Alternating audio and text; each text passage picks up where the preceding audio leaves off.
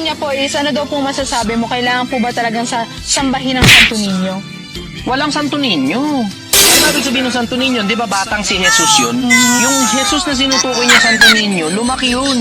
Umabot ng 30 anyos mahigit yun. Di ba? Walang Santo Niño, hindi totoo yung Santo Niño. Huwag tayo magloko ang Pilipinas, huwag tayo mag-uutuan. Sino nga ba talaga ang imaheng ito sa history ng mga pagano na hudyat ng kapanganakan ni Tamus na tinatawag siyang demigod ng mga pagano? At kung ating mapapansin mga kaibigan, ito ay inadapt sa loob ng Roman Catholic Church noong panahon na pinag-asawa ni Constantine ang turo ng mga pagano at Kristiyano. Kumusta? Welcome. Ito ang inyong lingkod, Brad Wendell Talibong. Meron tayong technical adjustment kaya di nakapagsimula. Sandali muna. Kumusta sa lahat ating mga suking taga-subaybay? Welcome. At okay, wala muna tayong live sa Facebook. So may technical adjustment. Ating sasagutin itong propaganda ng Seventh-day Adventist kaugnay sa Senyor Santo Niño na ipinagdiwang natin mga kapatid na ito daw ay Diyos-Diyosang si Tamus. At may isa pang video na pinadala dito kaugnay sa isang born again. Tanong niya po is, ano daw po masasabi mo? Kailangan po ba talagang sambahin ng Santo Niño? Walang Santo Niño. Ano ibig sabihin ng Santo Niño? Di ba batang si Jesus yun? Yung Jesus na sinutukoy niya Santo Niño, lumaki yun. Umabot ng 30 anyos mahigit yun. Di ba? Walang Santo Niño, hindi totoo yung Santo Niño. Huwag tayo magloko ang Pilipinas, huwag tayo mag-uutuan. Sino nga ba talaga ang imaheng ito sa history ng mga pagano na hudyat ng kapanganakan ni Tamus na tinatawag siyang demigod ng mga pagano?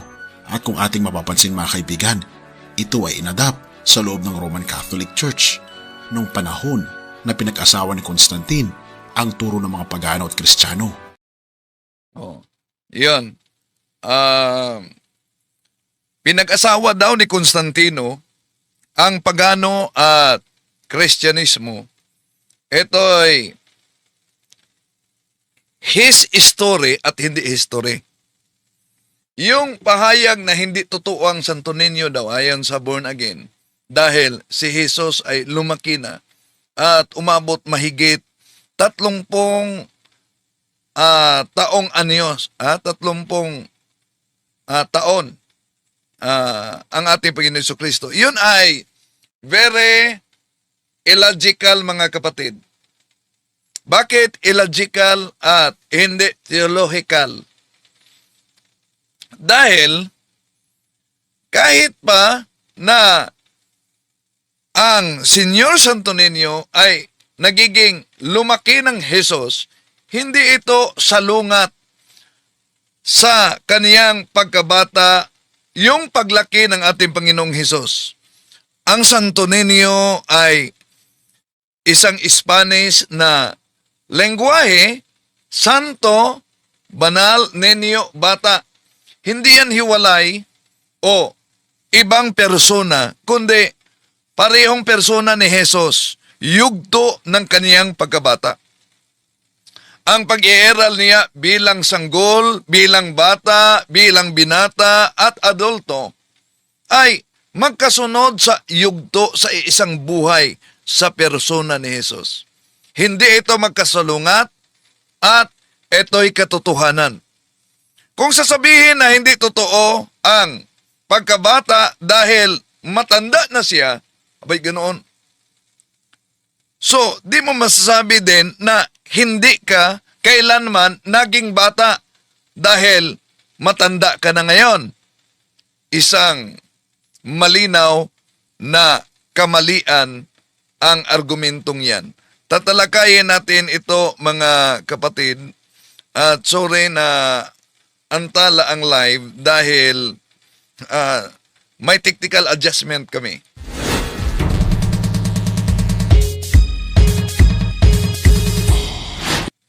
Kumusta? Welcome. Ito yung lingkod, Brad Wendell Talibong, muling makasama ninyo sa pagkakataong ito. At inaniyahan natin ang ating mga suking taga-subaybay na huwag kalimutang pindutin ang like sa ating live at huwag din kalimutang mag-subscribe at pindutin ang bell button para updated kayo, mag-comment at i-share ninyo. At makatulong kayo sa ating evangelization sa pamamagitan ng pag-share sa video ito sa ating mga kapwa Katoliko. Kumusta sa lahat ating mga suking taga-subaybay? Welcome. At kung saan man kayo ngayon nagsubaybay, inanyayahan natin ang ating mga kapatid na huwag kalimutang ilagay ang lugar kung saan man kayo nagsubaybay, lalo na ang ating mga OFWs, para alam natin kung saan nakaabot ang bidyong ito. Welcome sa lahat nating mga suking taga-subaybay at nantala ang ating live dahil ito, no? May technical adjustment at maraming salamat kay Brad Giando sa kaniyang pag-assist. Okay. Di na natin tatagalin pa, mga kapatid. Tanong niya po is, ano daw po masasabi mo? Kailangan po ba talagang sambahin ng Santo Niño? Walang Santo Niño. Ano ibig sabihin ng Santo Niño? Di ba batang si Jesus yun? Yung Jesus na sinutukoy niya Santo Niño, lumaki yun. Umabot ng 30 anyos mahigit yun. So, paano magiging walang Santo Niño at hindi totoong Santo Niño na sabi niya, ang Santo Niño ay batang Jesus. Pero ang argumento niya, lumaki na kasi si Jesus. Totoo naman na lumaki ang ating Panginoong Jesus. Pero, ang Senyor Santo Niño, Senyor, Panginoon, Santo, Banal, Niño, Bata, ay hindi hiwalay sa ibang persona, kundi parehong Jesus, na ibig sabihin, dumaan sa yugto ng kaniyang pagkabata. Ang pag-iral niya bilang sanggol, bilang bata, bilang binata, at adulto ay magkasunod sa yugto ng iisang buhay ng ating Panginoong Hesus na ating ipinagdiwang at inalala. Kaya nga kung tingnan natin ang mabasa diyan sa banal na kasulatan, lalo na kung gagamitin natin ang Spanish version, mga kapatid, ito po ang mabasa natin sa Lucas Kapitulo 1, versikulo 35. Respondiendo el ángel, dejo el Espíritu Santo vendrá sobre ti, y el poder del Altísimo te cubrirá con su sombra. Por eso el Santo Niño cueva será llamado Hijo de Dios. O, see, malinaw na ang salitang Santo Niño ay biblical. Ibig sabihin, Spanish language yan na banal na bata. Pero bakit senior? Yung iba kasi sabihin nila, bata yan, dapat junior, hindi senior. Tinawag siyang senior sa mga Katoliko kahit bata siya dahil ang salitang senior ay nangangahulugang Panginoon, Lord. Kaya nga, kung tingnan natin ang mabasa, mga kapatid, sa sinapupunan pa lamang, sa loob pa lamang ng sinapupunan sa Mahal na Birhen Maria, tinawag na siya ni Santa Elizabeth na Panginoon. Ito ang mabasa natin sa Lucas Kapitulo 1, versikulo 43. For qui mi ha acontecido esto a mí, cuela madre de mi Señor, venga a mí. Nandyan ang salitang Senyor. Ibig sabihin, Panginoon. Yung maliit na imahe, yun po ang paalala sa ating Panginoong Hesukristo. Kung tingnan natin sa King James Version, sa Acts chapter 4 verse 30, ito ang ating mabasa. By stretching forth thine hand to hell, and that signs and wonders may be done by the name of thy holy child, Jesus. So, sa Biblia, kahit pala sa King James Version, may mabasang Holy Child Jesus. Sino ba yung Holy Child Jesus na yan? Na kung tingnan natin, walang iba. Kung sa ibang version ng Spanish language, Spanish Bible, mabasa natin sa Lucas Kapitulo 1, 35, así que al Santo Niño que iba a nacer lo llamaran Hijo de Dios. Pero sa ibang salin din sa Spanish, respondiendo el ángel dijo el Espíritu Santo vendrá sobre ti y el poder del Altísimo te cubrirá con su sombra. Por eso el Santo Niño que nacerá será llamado Hijo de Dios. So, ang sabi nila, di mabasa sa Biblia ang Santo Niño. Malinaw naman pala. Letra por letra sa Spanish Bible na ang ibig sabihin, Batang Hesus. Iisang Hesus, sanggol, bata, adulto, iisa lang yan. Santo Niño, lehitimong yugto sa kanyang buhay na siya'y naging banal na bata. Hindi lohikal na sabihin, hindi totoo ang Santo Niño dahil ang ating Panginoong Hesus ay lumaki na. Ang Santo Niño ay hindi imbento. Nabasa natin sa Lucas 1.35, asikwel al Santo Niño, kuiba nacer limaran Hijo de Dios. Kundi, makasaysayan, very biblical, at mali ang unawa ng ating ng ating mga kapatid dahil lumaki na umano ang ating Panginoong Hesus kaya mali ang Santo Niño. Okay. Halimbawa ang larawan sa iba't ibang yugto ng buhay sa isang tao. Isipin mo, ang isang tunay na tao, meron kang larawan noong sanggol ka pa. Meron kang larawan noong bata ka pa. Meron kang larawan noong binata hanggang matanda ka. Sasabihin mo ba, yung larawan mo noon sa bata ay hindi ikaw? Iisang tao lang, di ba? Ibig sabihin, mali o hindi totoo ang ibang larawan dahil hindi ka na bata ngayon? Yun ba? Hindi. Lahat na larawan ay totoo dahil ipinakita nila yung iba't ibang yugto sa iisang persona mo. Ganon din ang Santo Niño. Ang Santo Niño ay hindi sasabihin na natiling bata si Jesus, kundi ipinaalala sa atin mga kapatid na siya ay totoong nagkatawang tao mula sanggol hanggang kaligtasan ng sangkatauhan. Pero tandaan natin, hindi sinasabi ng simbahang Katoliko na nanatiling bata ang ating Panginoon Jesucristo dahil may larawan at debosyon ni Señor Santo Niño. Ang Santo Niño ay debosyon na nagbibigay diin sa kaniyang tunay na pagkatawang tao na siya ay nagiging totoong tao dumaan sa pagkabata pero banal na bata kaya Santo Niño. At kaniyang kababaang loob at paglapit sa tao.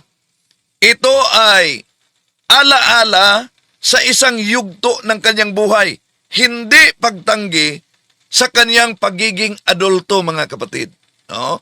Okay, tuloy natin dahil ayon nitong narration sa isang Seventh-day Adventist sa iyong araw Oh, ito.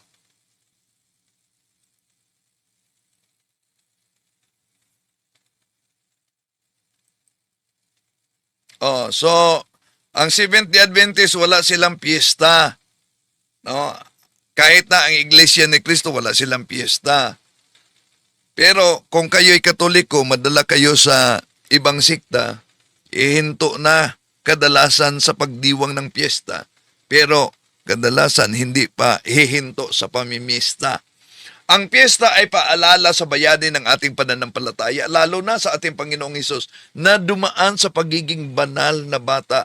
Tinatawag sa Spanish, Santo Niño, Señor Panginoon. Siya ang halimbawa natin sa pagkumbabang loob para sa kaligtasan. Bakit may debosyon tayo sa Batang Hesus? May debosyon tayo sa Batang Hesus sapagkat si Jesus mismo ang nagturo ng kabuluhan, mga kapatid, ng pagiging tulad sa isang bata. Sa San Mateo Kapitulo 18, versikulo 4, ito po ang sabi ng ating Panginoong Hesus. Kaya nga, sabi niya, kaya nga, ang sino mang magpapakumbaba katulad ng isang maliit na batang ito ay siyang pinakadakila sa paghahari ng langit. So, napakalinaw ang sabi ng ating Panginoong Hesus. So, bakit makatuwera na may debosyon tayo sa Batang Hesus? Ang ating Panginoong Hesus ang modelo sa pagkumbaba na siya ang inilarawan na ang tumanggap tulad sa isang bata na nagpakumbaba ay siya ang pinakamalaki doon sa kaharian sa langit. So ang Batang Hesus ay hindi hiwalay, hindi ito hiwalay kay Hesus na nasa hustong gulang. Iisa lang ang persona ng anak ng Diyos, ang ikalawang persona ng Santisima Trinidad, mula sa pagsilang hanggang sa kaluwalhatian. Sa kaniyang pagiging bata, ipinamalas niya ang ganap na pagsunod, yung pagkababang ang loob at ganap na pagtitiwala sa kaniyang mga magulang at pagtitiwala sa Ama. Ang pagiging bata na itinuturo ng ating Panginoong Hesus, hindi ito pagiging isip bata, kundi kababaang loob, humility, pagtiwala, trust, at kadalisayan ng puso, purity of heart. Kawalan ng pag-aangkin ng kapangyarihan. So ang debosyon bilang paalala, hindi kapalit ng Diyos ang debosyon sa Batang Hesus ni Senyor Santo Niño. Ito ay tumutulong sa atin sa naisabuhay natin ang aral ni Jesus sa San Mateo Kapitulo 18:4 na hindi natin sinasamba ang anyo mismo, kundi sinusundan natin ang halimbawang ipinakita sa Batang Hesus. Ngayon, bakit meron tayong pista? Dahil it's more fun in the Philippines daw. Kung balikan natin. Sandali na pansin nyo. Isa sa pinakasikat na pista ay ang Sinulog Festival. Ang Sinulog Festival, hindi yun siya ang pista. Ang piyesta ay ang pag-alala sa Batang Hesus. Ang Sinulog Festival ay isa lang sa mga activities sa pagdiriwang ng piyesta. Kaya mali na, napansin nyo ba? No? Banat ng banat sa pananampalatayang Katoliko, kaya maling-mali na. Sandali. Wala daw audio? Totoo walang audio?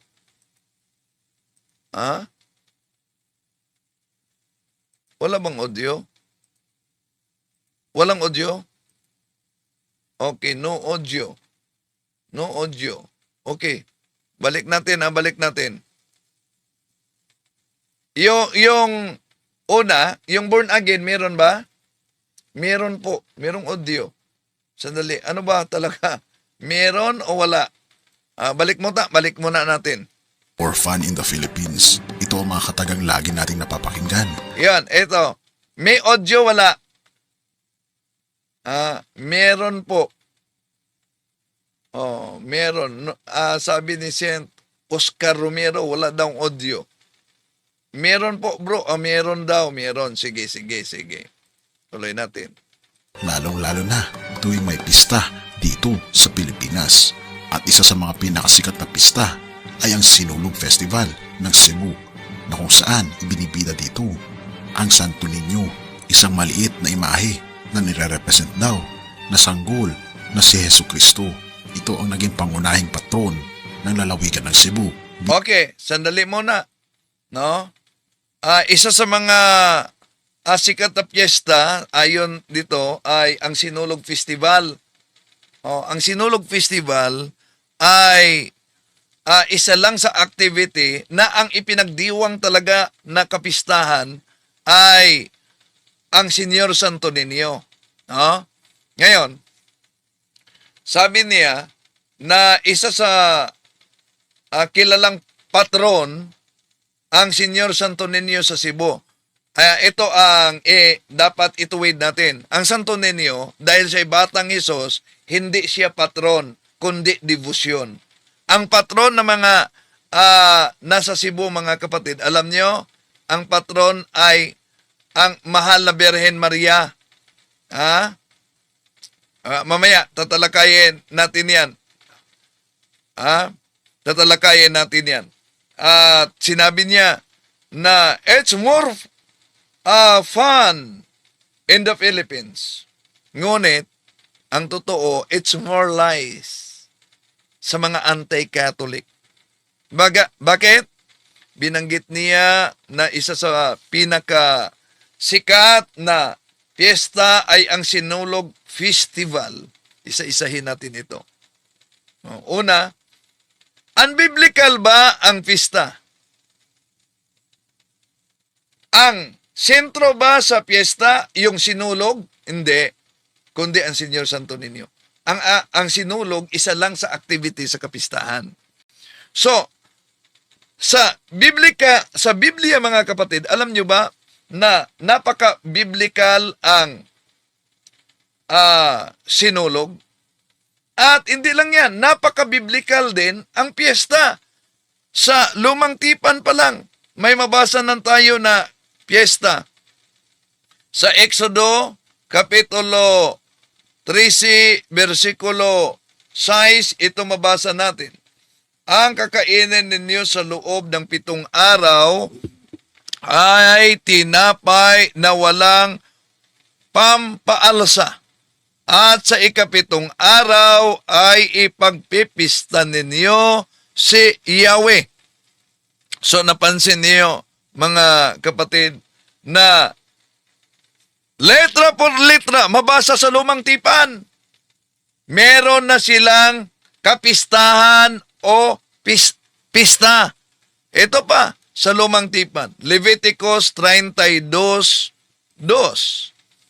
Ipahayag mo sa mga Israelita ang mga piyestang itinakda ko. Ipangingilin nila ang mga banal na nagtitipong ito at magkaroon sila ng banal na pagpupulong. Sinapansin ninyo mga kapatid na sa Lumang Tipan pa lang mabasa na natin ang piyesta. How about sa Bagong Tipan? Maging sa Bagong Tipan, mismong ang ating Panginoong Hesus kasama ang Mahal na Birhen Maria at si San Jose. Ating mabasa, sila'y nagdiwang at pumunta sa piyesta. Asan mabasa? Lucas Kapitulo 2, 41-42. Eto mabasa natin. At nagsisipa roon taon-taon ang kaniyang mga magulang ni Jesus sa Jerusalem sa kapistahan ng Paskwa. At nang sila'y may 12 taon na ay nagsiahon sila ayon sa kaugalian ng kapistahan.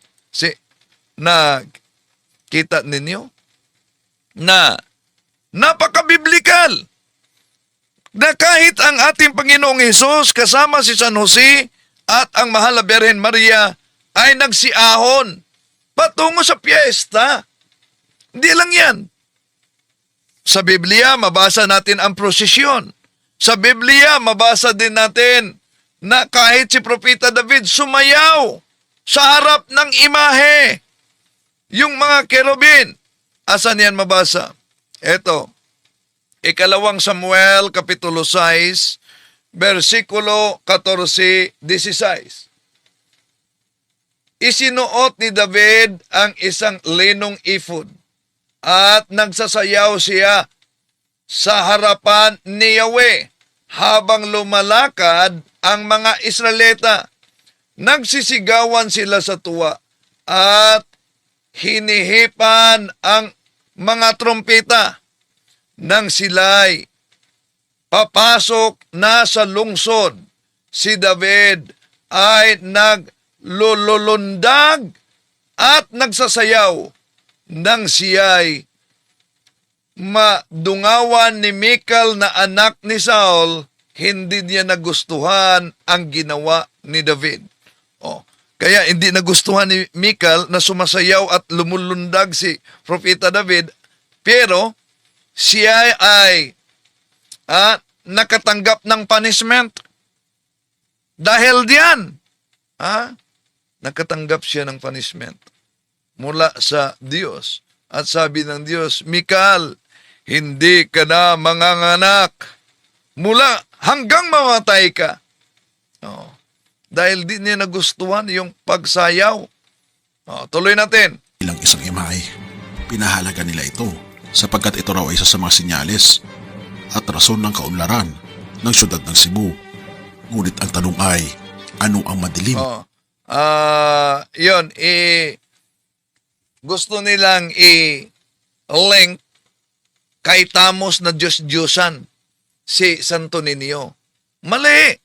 Si Santo Niño daw, mga kapatid, una, pangunahing patron. Hindi si Santo Niño ang pangunahing patron sa Cebu. Ang sa liturhiya ng simbahang Katoliko, si Santo Niño ay debosyon, hindi patron. Ang patron ng Cebu ay ang Our Lady of Guadalupe de Cebu. Ulitin ko ang patron ng Cebu ay ang Our Lady of Guadalupe de Cebu. Kaya research naman pag may time. Ang Santo Niño, mga kapatid, ayon sa kanya, ito daw ang Diyos-Diyosang si Tamos. Na history ng Santo Niño. Ito nga ba ang sanggol na Jesucristo?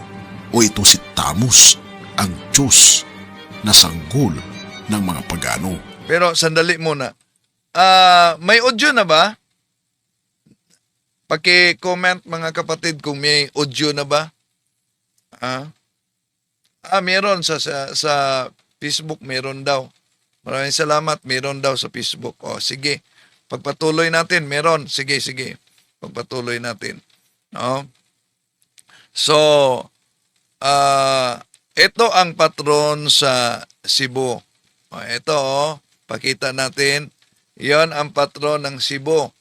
Ang mahal na Birhen Maria, yung tinatawag na Our Lady of Guadalupe de Cebu. So kulang ang research dito. Pero si Santo Niño, si Tamos ba? Pakinggan muna natin. Atin itong pag-usapan. Naitanong nyo ba sa inyong mga sarili kung saan nga ba nagsimula ang Santo Niño? Bakit parte na ito ng kasaysayan ng Pilipinas? Ayon sa pananaliksik ng aming team, ang imahe ng Santo Niño sa Cebu. So nagsaliksik daw ang kanilang team.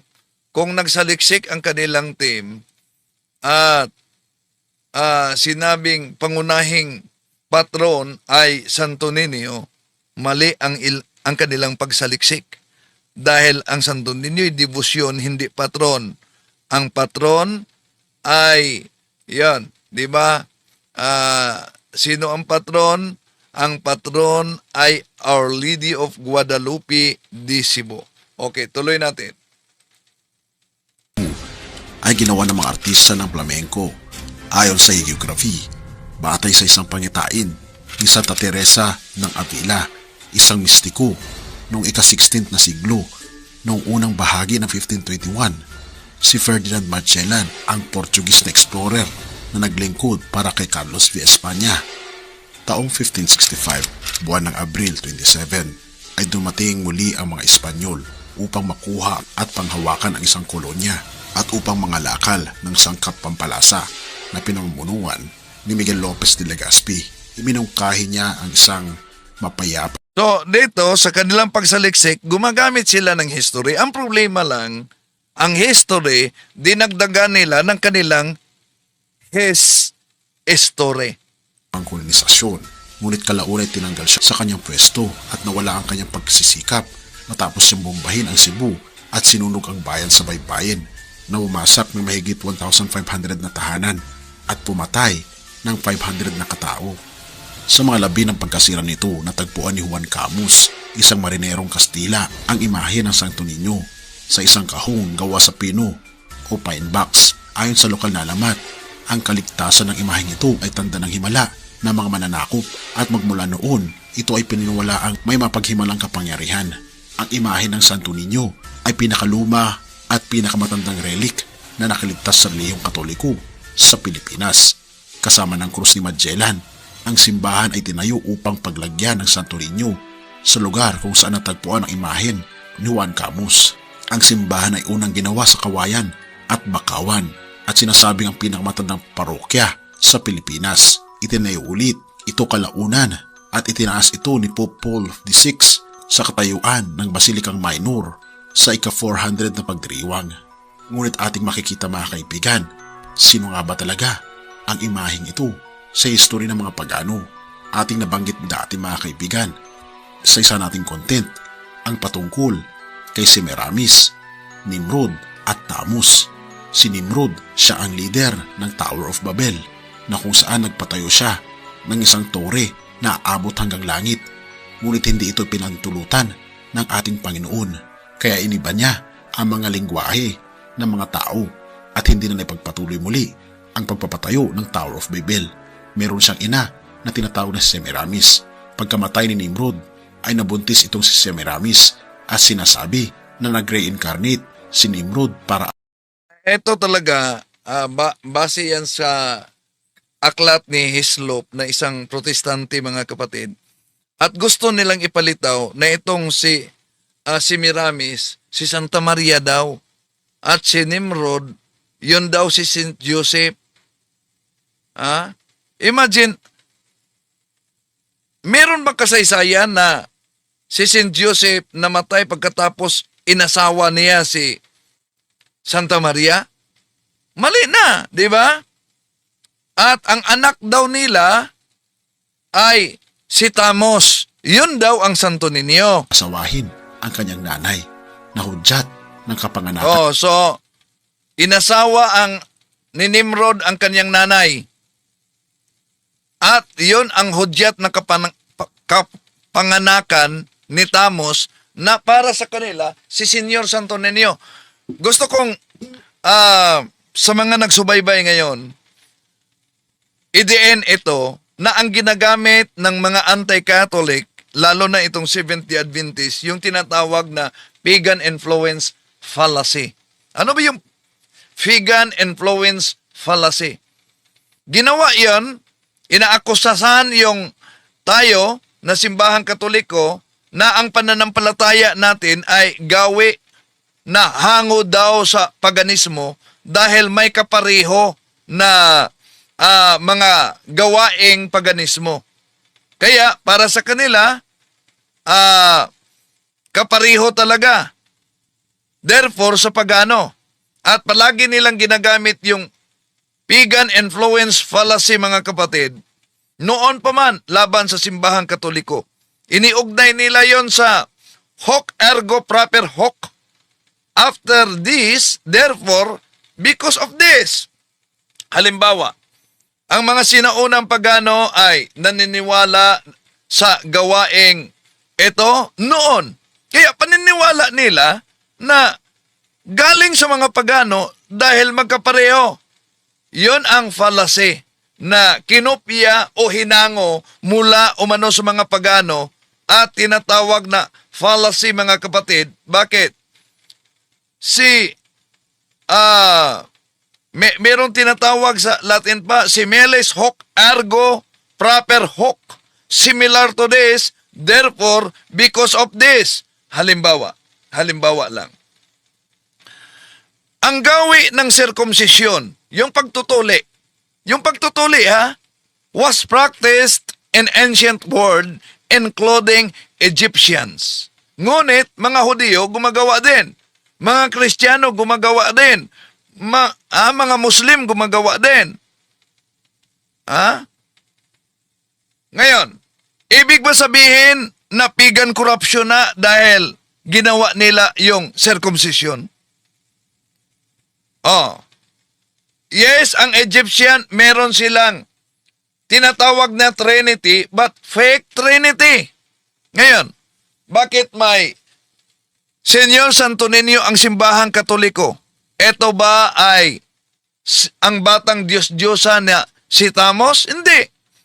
Ang Santo Niño ay isang turing sa ating Panginoong Hesus, asikwe al Santo Niño cueva inaset lo limaran eho de Dios, sa Lucas Kapitulo 1, versikulo 35, mga kapatid. So, nasaan sa Biblia ang Santo Niño? Lucas 1:35 sa Spanish Bible, napakalinaw yan. Anong mabasa? At sumagot ang anghel sa kanya, bababa sa iyo ang Espiritu Santo at liliman ka ng kapangyarihang kataas-taasan, kaya't ang batang banal ay tatawaging anak ng Diyos. Asikwe al Santo Niño, cueva inaser lo limaran eho de Dios. Tandaan natin, ang salitang Santo Niño ay mula sa wikang Espanyol. Kaya kung titingnan natin ang parehong talata sa isang salitang Espanyol, ginagamit sa La Biblia de las Americas, ang mabasa sa Lucas Kapitulo 1, versikulo 35, ito ang ating mabasa. Respondiendo el ángel dijo, el Espíritu Santo vendrá sobre ti, y el poder del Altísimo te cubrirá con su sombra. Por eso el Santo Niño, que nacerá, será llamada Hijo de Dios. So may mabasa diyan na Santo Niño, banal na bata. At ang Senyor, Lord yan, na mabasa natin mula pa sa sinapupunan sa Mahal na Birhen Maria. Tinawag na ni Santa Elizabeth na ina ng aking Panginoon, for que mi ha acontecido esto a mí, que la madre de mi Señor venga a mí.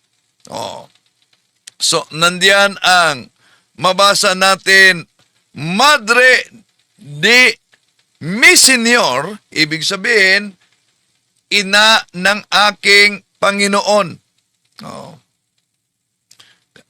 Ina ng aking Panginoon. Ngayon, mapansin ninyo na sa narration nitong sa iyong araw, ginagamit nila ang kasaysayan. SDA ito. Ginagamit talaga nila ang kasaysayan.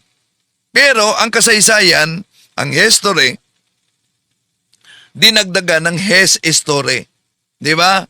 So, kung ginamit nitong sa iyong araw na isang kaanib ng SDA, ang kasaysayan ni Senyor Santo Niño, nararapat lamang na maging tapat sila sa buong saklaw ng kasaysayan. Bakit? Dahil kung tatanggapin nila ang historical na patotoo, dapat nilang tanggapin din hindi lamang yung mga bahagi na para sa kanila pabor, kundi lahat na mga patotoo sa kasaysayan. Bakit? mismong aklat sa history na ang pamagat ay The Republic of the Philippines, History of the Republic of the Philippines by Zaidi sa pahina 178, malinaw na kasaad na ang simbahang katoliko ay itinatag ng ating Panginoon Jesucristo. Kung ang kasaysayan mismo ay lehitimong batayan ng doktrina, abay, kung gayon, ang historical na katotohanan, ito'y di dapat ibaliwala. Bakit? Ano bang mabasa? Ito po ang mabasa natin. Sa ibang version, page 170 at 23, dito, page 178. Ito mabasa. The greatest legacy of Spain to the Filipino people is Christianity, especially the Roman Catholic religion. This religion was Asian in origin, being founded by Jesus Christ in Palestine. So, yon. Malinaw mga kapatid na ayon sa kasaysayan, ang simbahang katoliko ay itinatag ng ating Panginoon Jesucristo. So, hindi maaaring piliin lang nila ang kasaysayan. Tinatanggap nila lamang yung parang pabor sa kanila at itinatwa na nila kapag salungat sa kanila. Paano ngayon? Dapat ang konsistensya, mga kapatid, ang sukatan ng katapatan sa katotohanan. Kaya kung ginagamit nitong sa iyong araw na isang SDE ang kasaysayan kaugnay sa Santo Niño at binabaluktot para sabihing ang Santo Niño daw ay ang Diyos-Diyosang si Tamos, lohikal at makatarungan lamang na dapat tanggapin nila ang kasaysayan na nagpatunay na ang simbahang katoliko ay ang iglesyang tatag ng ating Panginoon Jesucristo. Marami pa mga kasaysayan. Isa na ang tinatawag na New Encyclopedia Britannica, Volume 10, page 146. The Roman Catholicism, a Christian church characterized by its uniform, highly developed doctrinal and organizational structure that traces its history to the apostles of Jesus Christ in the 1st century Anno Domini. The history of the Roman Catholic Church, in the early pre-Constantinian period is essentially that of a small sect composed of recruits attracted from the lower classes of the empire. So, yun ang patotoo sa kasaysayan, mga kapatid. Wala pang Seventh-day Adventist. No? Ang simbahang katoliko ay nandiyan na dahil tatag ng ating Panginoon Jesucristo. So, balikan natin yung sinabing paganong Diyos-Diyosan na si Semiramis, sino ba yun? Si Semiramis at si Nimrod plus si Tamos pa. Ito daw ay pagan influence galing sa mga pagano, mga kapatid. Ulitin natin, pagan influence fallacy yan. No? At nanggaling yan sa aklat na Mystery Babylon na gawa ni Alexander Hislop, mga kapatid. Pero, kung tingnan natin, may kapareho sa mga pagano, lilitaw na ang Diyos mismo para sa kanila, ipagano din. Bakit? Dahil kung tingnan natin sa Awit Kapitulo 75, versikulo 8, ang mga pagano ay ayon sa Mystery Babylon, may hawak na kopa sa kanilang kamay. Ang Panginoon din, merong hawak na kopa. O, tingnan natin sa Awit 75, 5:8, dahil ang Panginoon ang humahawak ng kopa na puno ng bumubulang matapang na alak na nagpapahiwatig ng kanyang galit. Ibinuhos niya ito at ipinainom sa masasama hanggang sa huling patak. So, ang Diyos may hawak din na kopa. Ang mga pagano may hawak din na kopa. Pareho ba sila? Ang Panginoon, hari nakaupo sa trono. At may korona sa ulo.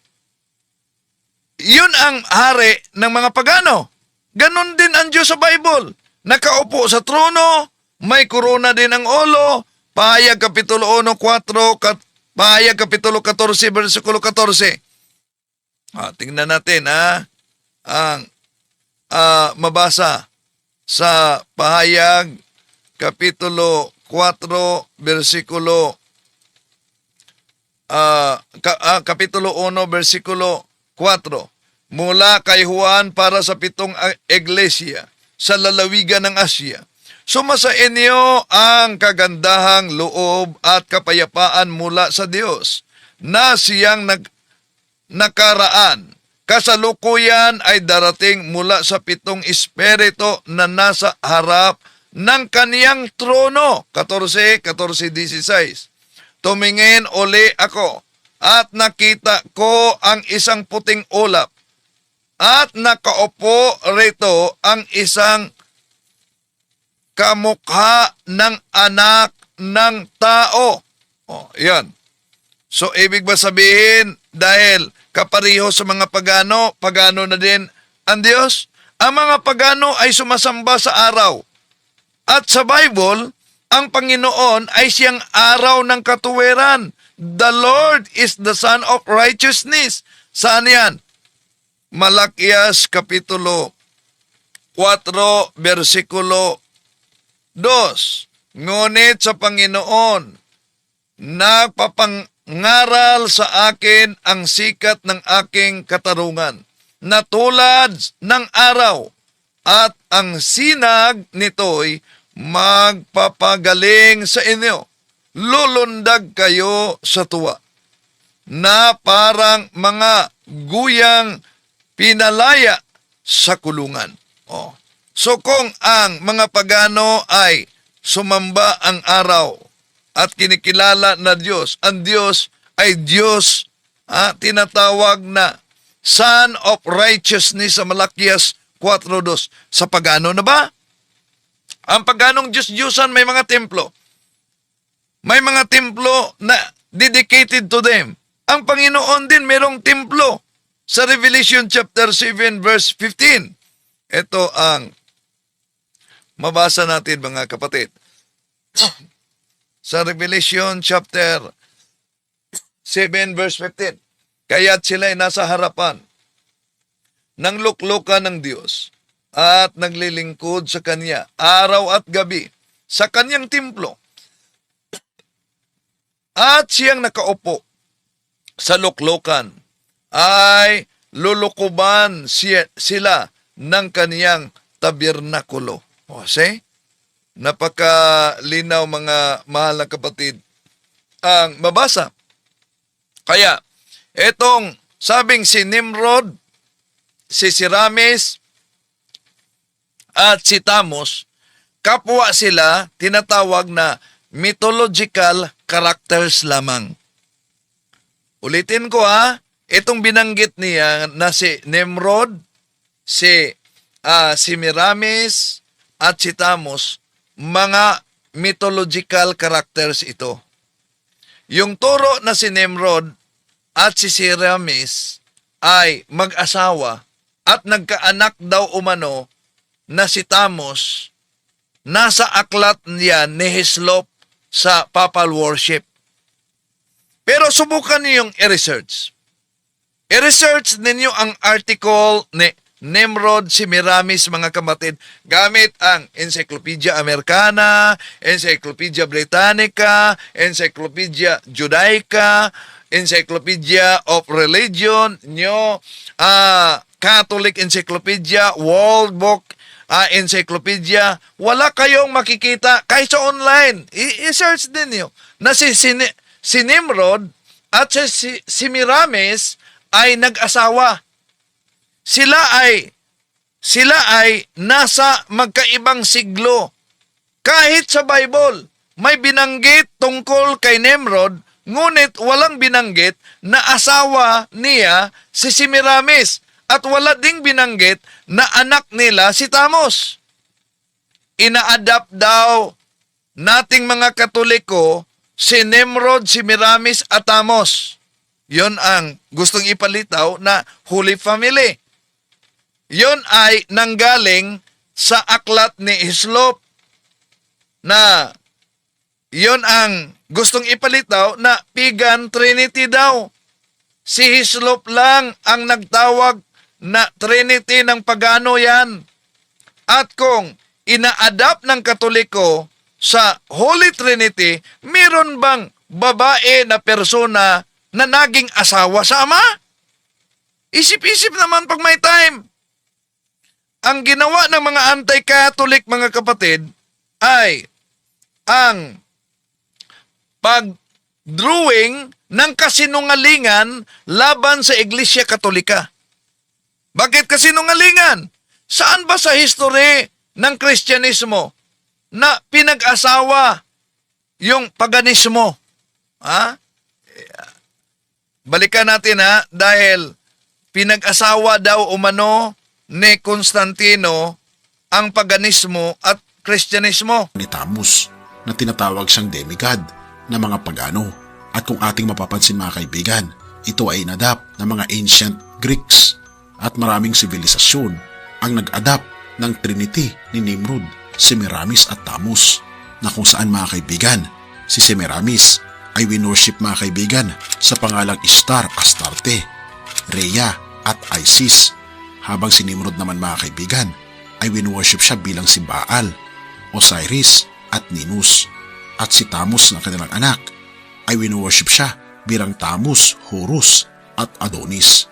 Sila ang mga pinakasikat na mga Diyos-Diyosan ng mga pagano mula sa Grecian Empire, Egyptian Empire, Roman Empire at sa Persian Empire. At kung ating mapapansin mga kaibigan, ito ay inadapt sa loob ng Roman Catholic Church noong panahon na pinag-asawa ni Constantine ang turo ng mga pagano at Kristiyano. O yan, malinaw na nagdrawing talaga sila ng kasinungalingan laban sa simbahang Katoliko. Inadapt daw ng simbahang Katoliko na si Nimrod, si Miramis at si Tamus at tinatawag nila itong Trinity. Si Hislop lang at kinopya ng Seventh-day Adventist ang nagpahayag na itong si Nimrod, si Miramis at Tamus ay Trinity ng mga pagano. At hindi kailan naging Trinity yan sa simbahang Katoliko. Dahil ang Trinity, Father, Son, and Holy Spirit, meron bang babaeng persona sa Trinity sa simbahang Katoliko? Si Santa Maria ba isa sa Trinity? Mali. Kaya drawing na kasinungalingan talaga ang ginagamit nila. At asan sa history na ang Kristyanismo ay pinag-asawa umano sa paganismo ni Emperador Constantino? Malinaw ang history. Ang conversion ni Constantino ay victory ng Kristyanismo. At saan mabasa? Sa turo ng simbahang Katoliko na si Nimrod ay si Saint Joseph. Si Miramis ay si Santa Maria. Si Tamus naman ay ang Senyor Santo Niño. Wala kayong mabasa niyan.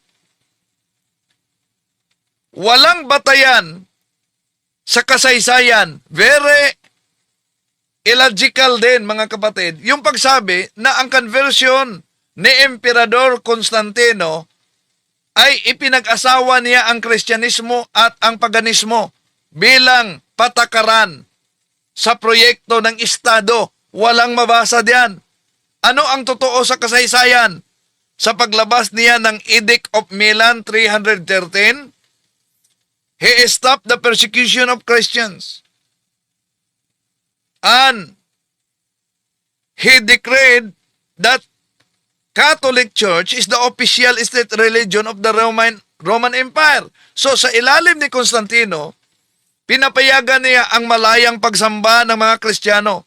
Hindi ito inuutos ang sapilitang pag-aasawa o paghahalo sa relihiyon ng tinatawag na paganismo at Kristyanismo. Layunin nito ang tinatawag na religious tolerance. Ano ang mabasa natin sa history? Ito ang tunay na history, hindi yung sariling history. O, pansinin ninyo mga kapatid sa kasaysayan. World History by Lonnie Goldman Hunt, page 159. In 312 Anno Domini, the work of Christian missionaries was made easier when the Roman Emperor joined the church. Constantine, he adopted Christianity and made Christianity the official religion of the Roman Empire. Gradually, temples of the old gods were closed and their lands given to the Christian churches. So, malinaw mga kapatid, asan ang sinabi sa kasaysayan na pinag-asawa? Gradually. Ano daw? Temples of the old gods were closed and their lands given to the Christian churches. Oh. Pero bago diyan mga kapatid, bago ang conversion ni Emperor Constantine, kung tingnan natin ang kasaysayan, alam nyo ba na during the time of Emperor Gallienus sa taong 261, pagano ito, hindi ito Kristiyano, pero naglabas siya ng Edict of Toleration. Yung Edict of Toleration, diniklara niya na pinahintulatan ang Kristyanismo. Before ni Constantino yan. So, 40 years, nag-enjoy sila sa Edict of Toleration ni Emperor Gallienus. Pero, pag-upo ni Emperador Diocletian sa Pebrero taong 303, nag-announce na naman si Diocletian na sunugin lahat ng mga simbahan, lalo na sa Nicomedia sa Asia Minor, at naglabas siya ng edict din na nagdeklara na ang Kristyanismo ay illegal. Ito ang mabasa natin sa kasaysayan. Mas mabuting may batayan tayo. The Great People in the Bible and How They Lives, editorial consultant Ernest Richt, page 421.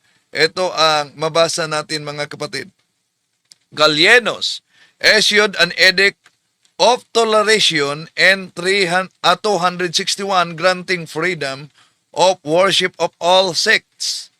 For the next 40 years to,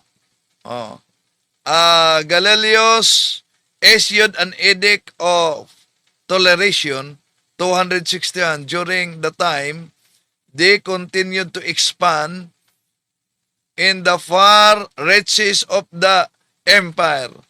Churches established in England, Western Gaul, and beyond eastern borders of empire. O yun, kumilos ang mga misyonary. Pero sa kasaysayan, ito, sa pahina 421, another savage wave of persecution was begun by the Emperor Diocletian. And February 303, Diocletian announced the beginning of his campaign by burning to the ground the church at Nicomedia and Asia Minor. Then, following day, he issued an edict outlawing Christianity. First, he rounded up the clergy and killed all who refused to renounce Jesus. Grabe, no? Grabe talaga ang persecution ng Kristyanismo sa mga pagano noon. Pero, after the conversion of Constantine, yon ang victory. Ayon sa kasaysayan, Modern World by Beaton and Kaufman, page 37, the victory of Christianity, Constantine the Great, the successor of Diocletian, was the instrument employed by the divine providence at last to give peace to the church. Ano daw? Victory of Christianity. Asan yung sinabing pinag-asawa? Wala tayong mabasa na pinag-asawa. At hindi totoo ang pahayag na si Thamos ay si Tamos ay si Senyor Santo Niño. At lalo nang hindi totoo na si Tamos yung dinala umano ni Magellan. Namayani sa loob ng iglesia ang pag-worship kay Nimrod, Semiramis at Tamus, na naging si Nimrod ay si Joseph, si Semiramis ay si Mary, habang si Tamus ay si Baby Jesus. Nagdrawing sila ng kasinungalingan, mga kapatid. Si Nimrod, si Joseph, si Semiramis, si Santa Maria, si Tamus, si Baby Jesus daw. Di ba? Nagdrawing ng kasinungalingan. Daw. At dito inadap, mga kaibigan, na mga Espanyol, lalong-lalo na sa panahon ni Magellan, na si Tamus ay dinala sa Pilipinas. Si Tamus daw dinala sa Pilipinas. At si Tamus ginawa daw umanong Santo Niño. Hindi totoo. Wala sa kasaysayan na si Tamus yung dinala sa Pilipinas at ginawang Santo Niño. Walang batayan yan sa kasaysayan kahit sa Biblia at kahit sa Loheka. Magkaiba ang pinagmula ni Tamus dahil si Tamus, Diyos-Diyosan yan sa sinaunang Mesopotamia, mga kapatid, kaugnay sa ritual sa pagdadalamhati sa Ezekiel Kapitulo 8, versikulo 14. Hindi Kristiyano at walang kaugnayan sa Ebanghelyo. Samantalang si Santo Niño, yun ang mabasa natin sa Lucas 1:35, así que el Santo Niño que iba a nacer lo llamaran Hijo de Dios. Santo Niño, Batang Hesus. Si Jesucristo mismo, ikalawang persona ng Santatlo. Ang debosyon ay Kristolohikal, hindi sa paganismo. So ang paganong Diyos at ang nagkatawang anak ng Diyos ay hindi maaaring ipinaglaho yon, ipinaghalo, mga kapatid. Walang ebidensya sa kasaysayan. Walang dokumento, walang sulat, walang record na nagsasabing si Ferdinand Magellan nagdala ng rebulto ni Tamus at ibinigay kay Reina Juana noong 1521. Malinaw na ang ibinigay hindi si Tamus kundi ang Santo Niño bilang regalo ng Kristyanismo ng pananampalataya, hindi bilang regalo sa pagiging paganong simbolo.